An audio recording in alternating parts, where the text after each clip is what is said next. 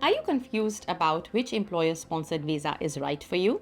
The 482, the 494 or the 186? Maybe your employer wants to sponsor you, but you don't know which visa gives you the best chance at permanent residency. Stay with me because in the next few minutes, I'll break down the key differences, eligibility criteria, and the exact scenarios where one visa might work better than the other.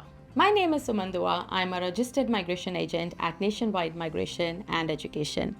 I help skilled migrants and employers across Australia navigate complex visa options. And today, I'm going to walk you through these three popular employer-sponsored visas, Subclass 482, 494, and 186 in simple terms. So, what are these visas? Let's start with a quick overview of each. Subclass 482 is the Skills in Demand visa, also known as the SID visa. It is a temporary visa that allows skilled workers to live and work in Australia for up to 4 years. This visa has different streams. It has the core skills pathway, specialist skills pathway, and labor agreement. Then we have the Subclass 494. It is the Skilled Employer-Sponsored Regional Provisional Visa. Also a temporary visa, but only available in designated regional areas. It's valid for 5 years and offers a clear pathway to permanent residency through the 191 visa after 3 years. Next is the Subclass 186 Employer Nomination Scheme. This is a permanent residency visa and there are two main pathways.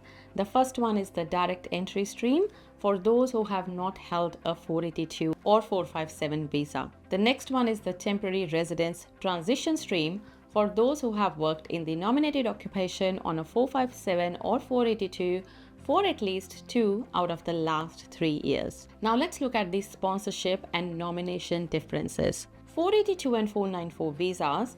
These visas require a formal sponsorship application called Standard Business Sponsorship, also known as SBS. The sponsor must be lawfully operating a business and meet compliance standards. For 494, the business must also be in a designated regional area. For 186 visa, there is no separate sponsorship application. The employer just needs to be actively and lawfully operating in Australia and must submit a nomination under Regulation 5.19. So the 186 process starts directly at the nomination stage, not sponsorship. Now let's look at the occupation lists and the skill requirements. For the 482 SID visa, it requires your occupation to be on the core skills occupation list or meet the stream specific criteria. For the 494 visa, it has a broad list of regional occupations and you must meet the skills requirement for the nominated occupation. For the 186 direct entry visa, occupation must be on the CSOL and align with the ANZWO tasks. For TRT, it must be the same occupation you were granted your 457 or 482 under. There are over 500 occupations across these visas, but different streams and visa types use different ANZCO versions. 2022 for 186 and 482 and 2013 for 494. Now here's a quick side-by-side comparison of key requirements. For the 482, it's valid for up to 4 years, requires 1 year of work experience, skills assessment only for specific occupations, no age limit.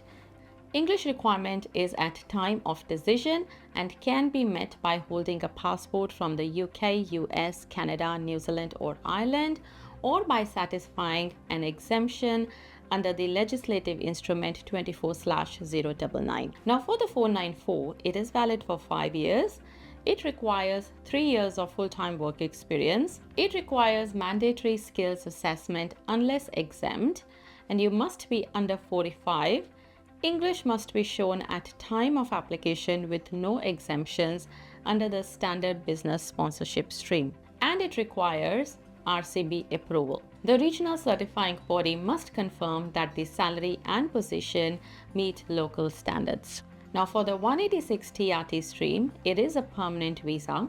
It requires 2 years of employment in the occupation. Skills assessment is usually not required if the person has worked in the role. You must be under 45 unless exempt.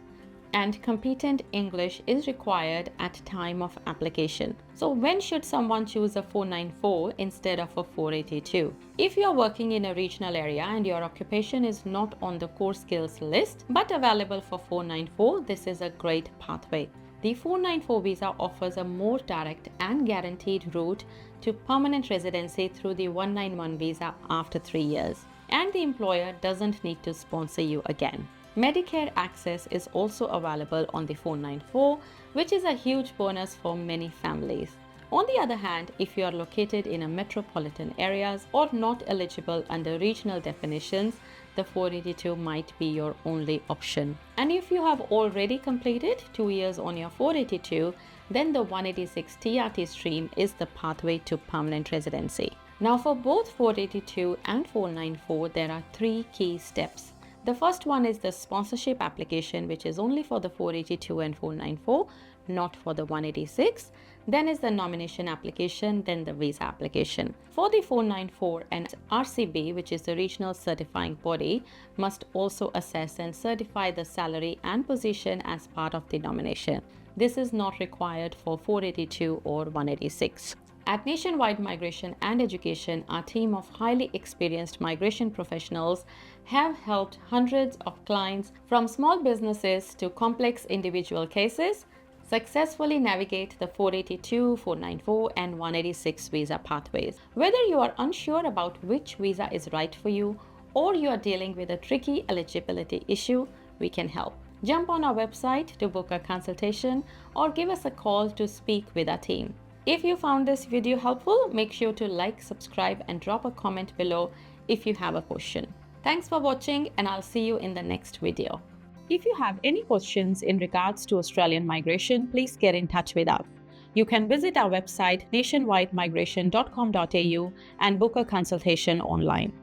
If you would like to stay updated about Australian migration, please subscribe to our channel.